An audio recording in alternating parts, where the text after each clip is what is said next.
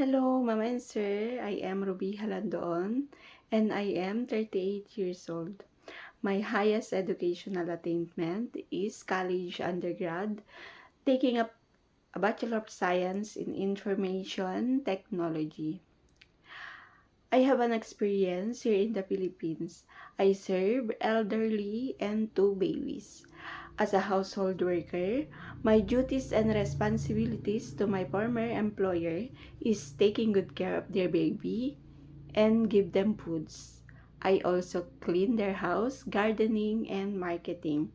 I want to go in Hong Kong because I want a better future life to my family, most especially my children.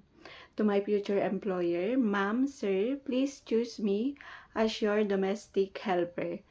And I promise I will do my very best to serve your family. Thank you.